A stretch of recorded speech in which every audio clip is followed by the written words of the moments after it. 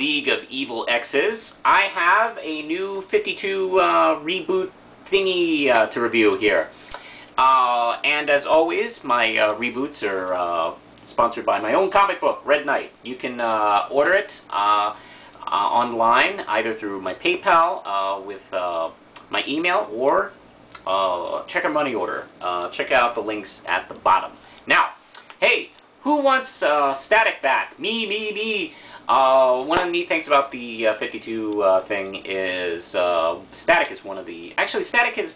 They've been talking about bringing this book back for a while, and it was going to be done by a different creative team. I'm not sure what happened between then and now, but a different team is working on it than was originally announced. We have Scott McDaniel, not only doing the art, but also co-writing, actually. I haven't seen him write before, and with John Rossum.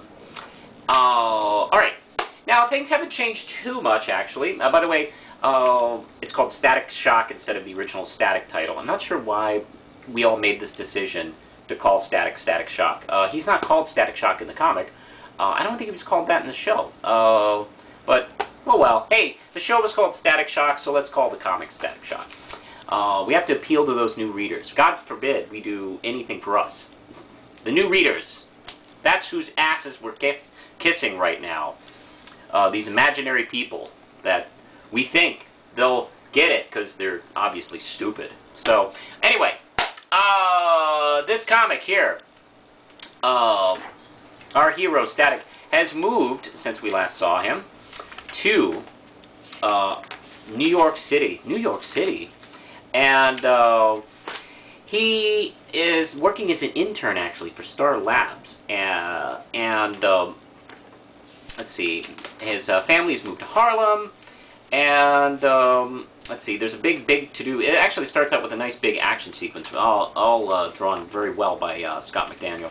I always love the energy and pizzazz he puts into action sequences. Chases this guy all over town just to have him shot by someone mysterious who didn't want secrets to get released here. It's a whole bunch of people looking like maybe corrupt cops and mob guys and supervillains. And the Joker? Is that the Joker? I don't know.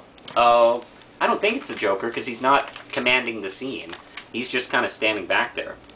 But anyway, we have a nice little scene with Virgil and his family. And he's bugging him to get a license so he can drive, but they're telling him, you know, it's fucking New York, right? Nobody drives in New York. There's too much traffic. And, let's see, he also has a connection with Hardware, who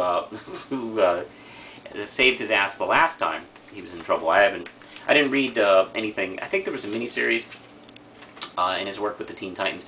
I didn't read any of those things, so I'm not sure what's happened between the last issue of his Milestone book and now. And I do enjoy the fact that his home city, Dakota, hasn't been vanished. It still exists in the new DC reboot universe. He's just moved to New York. And apparently, I think Hawkman lives in New York, too. So DC now is trying to put books based in New York City, which makes sense. I mean, Marvel has all their books in New York City, with the occasional book that isn't. So it's fun to just actually have fun in a real city. Yeah, I don't know. I always like it when DC has things happen in real city. I'm not a big proponent of every city in DC must be fake. But anyway, let's see, the art looks really great. The writing is pretty good, actually. It kept my interest. You know, it starts this new storyline pretty well, and I'm curious about all these villainous dudes that are bugging our hero. So I'm going to give it a good solid 4 Ram Chips. Not a bad start. I may pick up issue 2, or at least continue this story arc and see what's going on. And it's really nice to have Virgil back, actually. Actually kind of missed him. Now, DC, if you don't mind bringing back Icon and Rocket, I really like them too, and I wouldn't mind seeing them back.